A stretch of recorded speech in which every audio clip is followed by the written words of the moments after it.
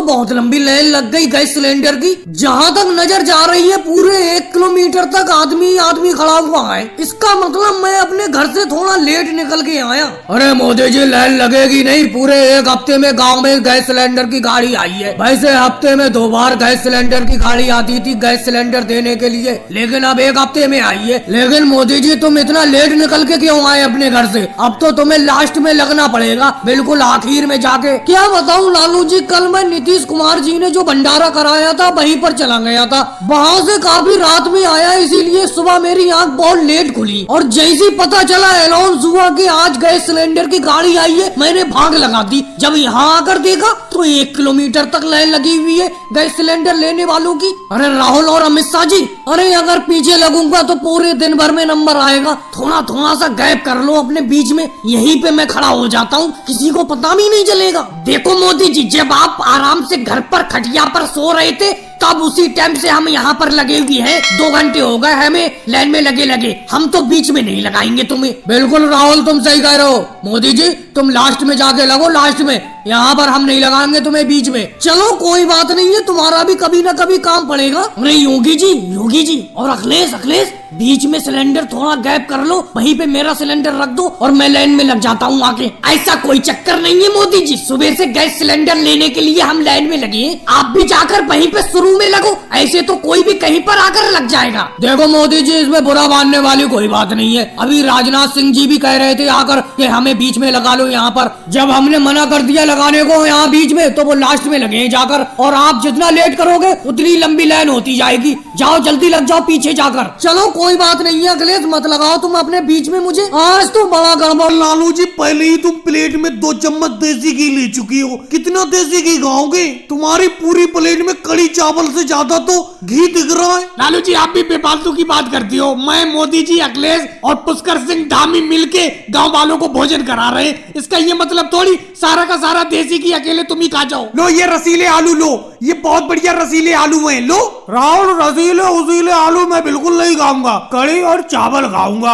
अखिलेश से अभी थोड़ी कड़ी और लूंगा और मोदी जी से थोड़ा सा देसी घी और लूंगा। देसी घी के बगैर कड़ी चावल मुझे बिल्कुल अच्छे नहीं लगते। अरे लालू जी खाने वाले तो और भी लोग हैं, अगर आपको देसी घी के बगैर कड़ी चावल पसंद नहीं है तो देसी घी अपने घर से ले आते। अरे यहाँ पे हम लोग सब लोगों को खाना खिला रहे हैं, तो इसका ये मतलब थोड़ी सारा का सारा देसी घी अकेले तुम खा जाओ। देख रहे हो ये छोटी सी कटोरी में तो देसी घी है, इतने देसी घी को सब लोगों को खिलाना है। तो मोदी जी सब लोगों को देसी घी खिलाना है, मैं भी तो खाना खाने के लिए आया हूँ। आप पुण्य का काम कर रहे हो, अच्छा काम कर रहे हो, गांव के लोगों को कड़ी चावल और रसीले आलू खिला रहे हो, तो कम से कम मन से तो खिलाओ। अब सारा का सारा देसी घी मुझे दे दो, बिना देसी घी के मैं चावल नहीं खाऊंगा। अरे लालू जी इधर आइए, कड़ी आपको और देता हूँ। कड़ी चावल तो आपको पसंद है, लो और कड़ी चावल ले लो, लो आओ। अखिलेश कड़ी चावल तो पसंद है, लेकिन देसी घी के बगैर कड़ी चावल पसंद नहीं है। देसी घी तो मैं और लूंगा मोदी जी से। पुष्कर सिंह धामी जी, अखिलेश ने प्लेट में कड़ी बहुत ज्यादा डाल दी, थोड़े से चावल दे दो। लालू जी आप जितने चाहे उतने चावल ले लो, चावल की कमी नहीं है, ना ही कड़ी की कमी है, ना ही रसीले आलू की कमी है, देसी घी की कमी है। आप मोदी जी से देसी घी ज्यादा मत मांगो। अरे आप सब लोग तो ऐसे कर रहे हो जैसे मैंने कितना देसी घी खा लिया। अरे 2 चम्मच मुश्किल से मोदी जी से देसी घी खाया होगा मैंने। मोदी जी बस 1 चम्मच देसी घी और दे दो, उसके बाद आराम से प्लेट। ट्रैक्टर के दोनों टायर अचानक चलते चलते ट्रैक्टर फट गए, इसीलिए मैं शहर में ट्रैक्टर के टायर खरीदने के लिए आया हूँ और आपके ठेले पे रख के ले जा रहा हूँ राहुल जी। अब राहुल जी इन टायर को जल्द से जल्द इस गांव में जल्दी पहुंचा दो। मोदी जी मैं आपसे कह रहा हूँ थोड़ा सा धक्का लगा दो ठेले में, लेकिन ठेले में धक्का नहीं लगा रहे हो और जल्दी चलने की बात कर रहे हो। आपके इस ट्रैक्टर के टायर में बहुत ज्यादा वजन है। मोदी जी ऐसा करो, इस ठेले में थोड़ा धक्का लगवा दो तो गांव जल्दी पहुंच जाएंगे। और एक बात बताओ, आपको जल्दी क्यों है गांव जाने की? राहुल बेफालतू की बात करते हो, गांव में ट्रैक्टर के टायर फट चुके हैं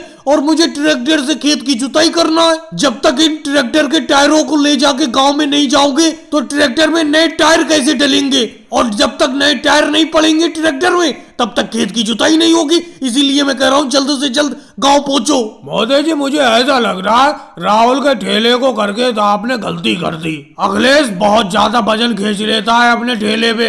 अब देखो राहुल के ठेले पे 4 ही ट्रैक्टर के टायर है और इससे ठेला खींचे नहीं खींच रहा है। योगी जी आप बेफालतू की बात मत करो, इस ठेले को आप खींच के देखो तो पता चलेगा कितना मुश्किल से ये ठेला खींचता है।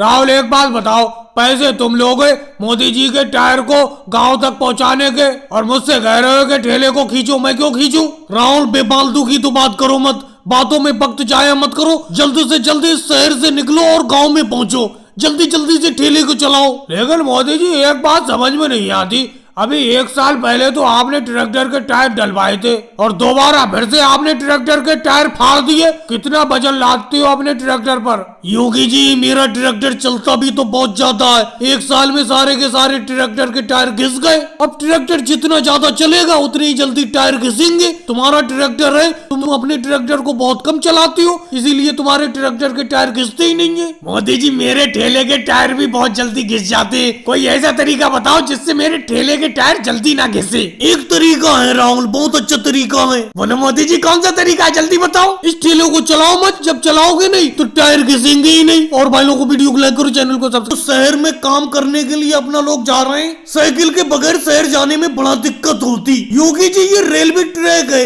इसको मैं पार कर लूं, तुम ट्रेन को देखे रहना, कोहरा बहुत ज्यादा है, पता नहीं चल पा रहा है ट्रेन आ रही है कि नहीं आ रही है। मोदी जी कोई बात नहीं, आप रेलवे ट्रैक को आराम से पार करो, रेल की पटरी को आराम से हल्के हल्के पार करो, मैं ट्रेन को देखा हुआ हूँ।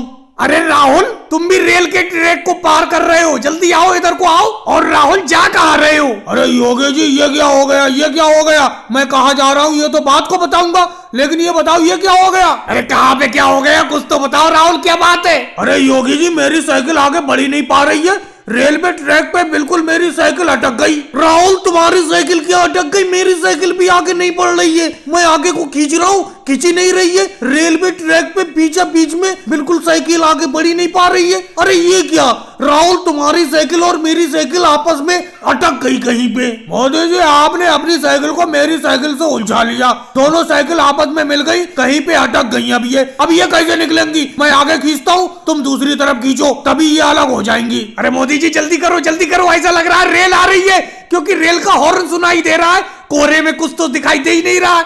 जल्दी करो, जल्दी साइकिल को खींचो। योगी जी साइकिल को किधर खींचूं? ये साइकिल तो राहुल की साइकिल में अटक गई, कहीं पे फंस गई।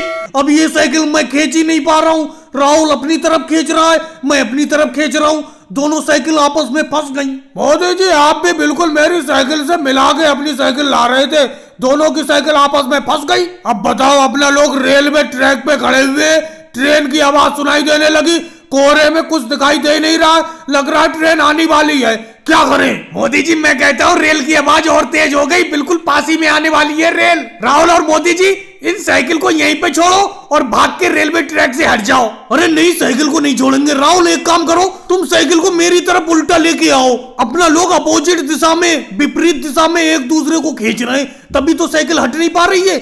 अब साइकिल मेरी तरफ लाओ, जल्दी आओ, ट्रेन आने वाली है। और भाई लोगों को वीडियो को लाइक करो, चैनल को सब्सक्राइब। लोगों को बैंगन की दावत पे बुला लिया और आप खेत पर ही कढ़ाई में बैंगन बना रहे हो, बहुत मजा आएगा बैंगन खाने में। मजा तो आएगा ही, बड़ा प्यार से मैं इस बड़ी कढ़ाई में बहुत सारे बैंगन बना रहा हूँ, जितने चाहो उतने बैंगन खाना। बैंगन खाते खाते तुम लोगों को मजा आ जाएगा, बहुत ही बढ़िया बैंगन बनाए मैंने। इस बार मेरे खेत में बैंगन की बहुत अच्छी पैदावार हुई, तो मैंने सोचा क्यों ना तुम सब लोगों को बैंगन की सब्जी की दावत पे बुलाया जाए। पिछली बार लालू जी के खेत में आलू की अच्छी पैदावार हुई थी, तो उन्होंने रसीले आलू की सब्जी की दावत पे बुलाया था। मोदी जी हम भी तो 2 साल पहले आपको भिंडी की दावत खिला चुके हैं, जब 2 साल पहले हमारे खेत में भिंडी की बहुत अच्छी पैदावार हुई थी। वैसे मोदी जी एक बात कहूँ, आपके बैंगन थे ही बहुत अच्छे खेत में, इसीलिए आपके खेत में बैंगन की बहुत ज्यादा पैदावार हुई। इस बार बड़ा मोटी कमाई की है आपने बैंगन में। योगी जी आप भी बेफालतू की बात कर रहे हो, बैंगन की खेती उगाने में मैंने मेहनत भी तो बहुत ज्यादा की है।